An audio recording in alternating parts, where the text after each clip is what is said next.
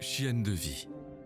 Étendu sous les rayons du soleil, à l'écart de mes congénères, je profite de la frugalité de la vie. Solitaire, taciturne, d'une nature chétive, ma fratrie me rejette. Une mise à l'écart, l'ordre naturel des choses. Peu ou pas de place pour les faibles. Je suis devenu l'étranger. Il me fuit comme la peste, une chute irréversible vers l'oubli. Soudainement, une jeune femme s'approcha de nous. Elle porta immédiatement son attention sur ma personne, un regard compatissant, une bienveillance inconnue. Je l'observais du coin de l'œil. Anne jeta son dévolu sur moi. Ma vie bascula en un instant. Le commencement d'une existence hors norme.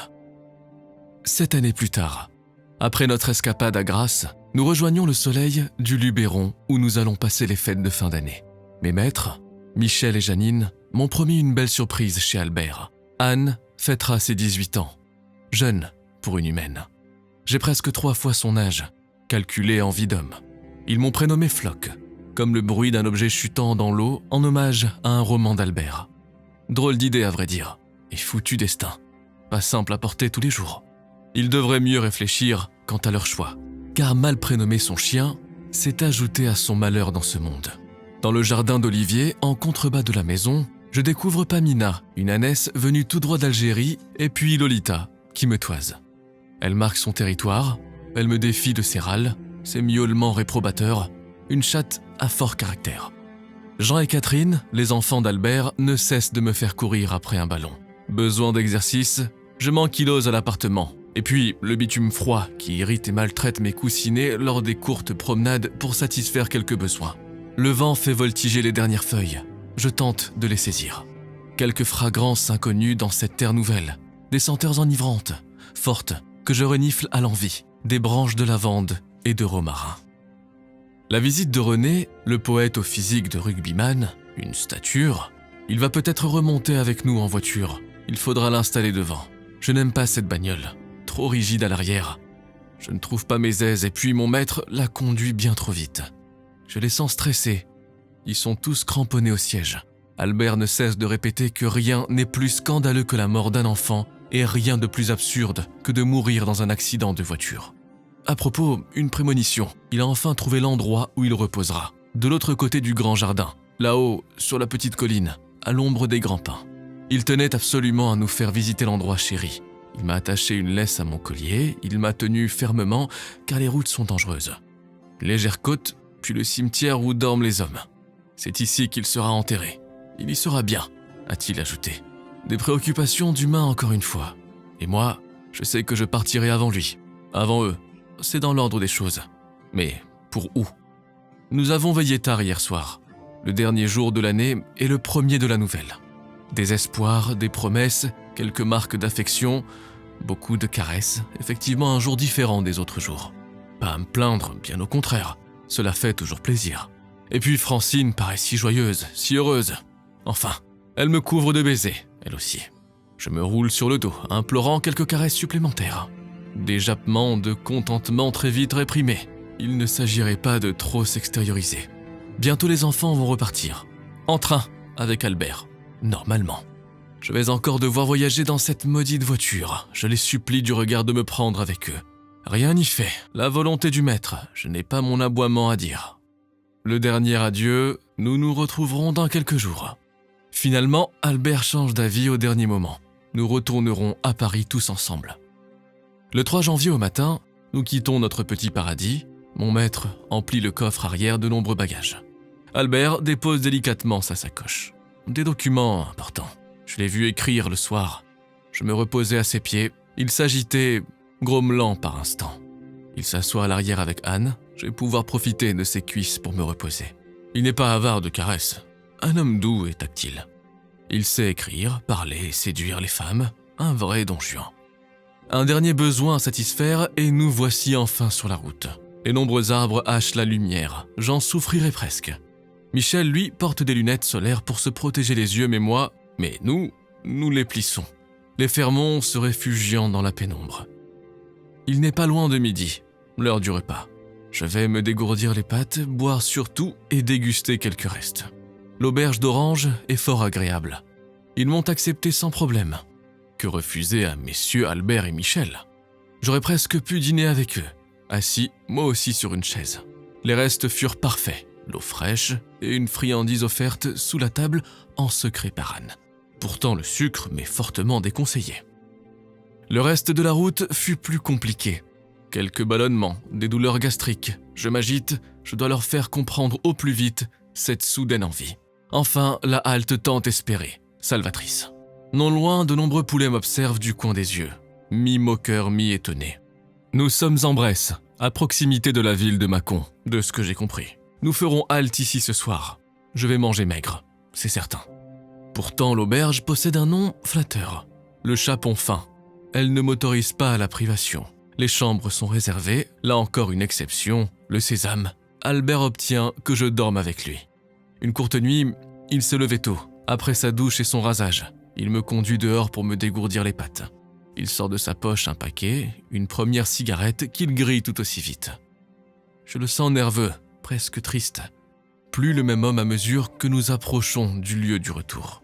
Un premier café, une seconde cigarette, assis sur la terrasse, il m'observe en train de renifler les odeurs des collègues de passage. Il s'en amuse, il sort de son manteau un petit carnet, il secoue son crayon plusieurs fois. Il ne parvient pas à écrire, à me décrire dans cette scène saisie au petit matin. Ils prennent le petit déjeuner, Anne me glisse comme à son habitude une petite gourmandise sous la table. Je ne résiste pas. À quoi bon résister? Le désir assouvi, simplement. Mon maître range à nouveau les bagages dans la malle arrière. Albert repose lui aussi sa sacoche. Il a travaillé encore tard hier soir dans le lit, griffonnant de nombreuses lignes.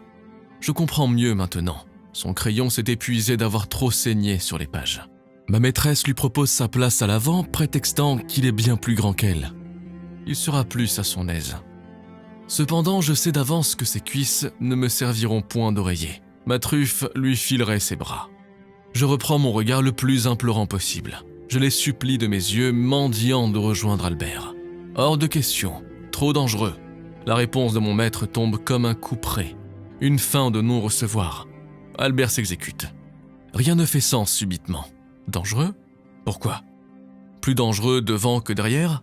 À propos de sens, justement, nous parvenons déjà à une ville du même nom. Albert disserte sur le mot. Tout cela m'échappe définitivement. L'absurde, selon lui. Sûrement. Une dernière halte, un repas léger pour garder la ligne. Je les entends se moquer de lui, de toutes ses femmes, ses multiples conquêtes. Il s'en amuse. Encore une préoccupation d'humain.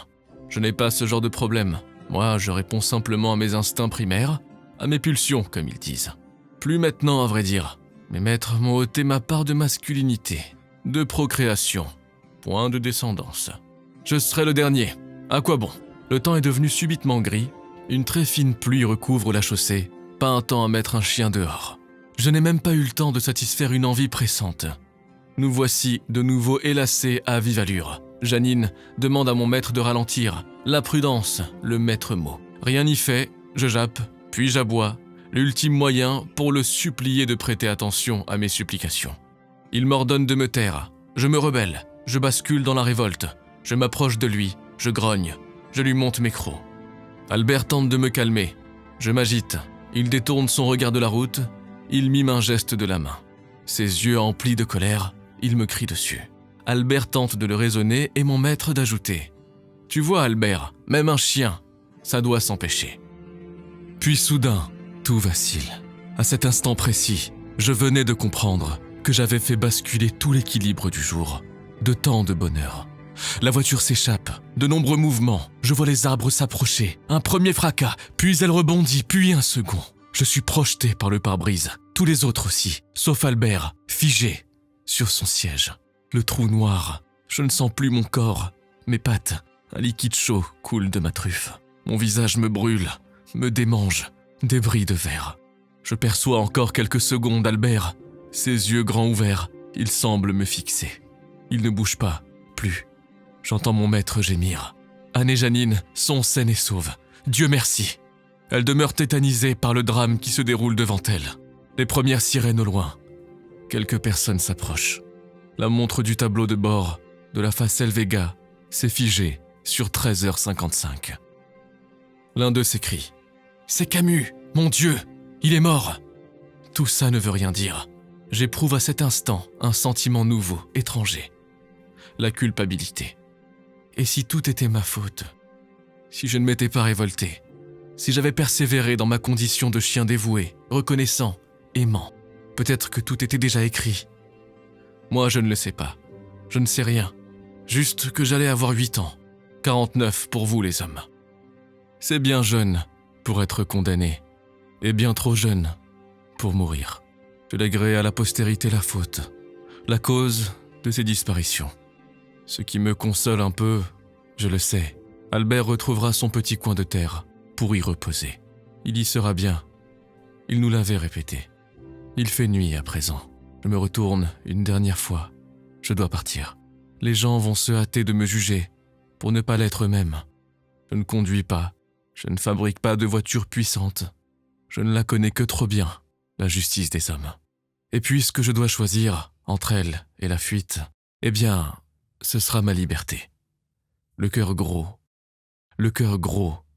des cœurs brisés, d'autres éteints à jamais. Nous avons quitté le monde des hommes en ce jour du 4 janvier 1960.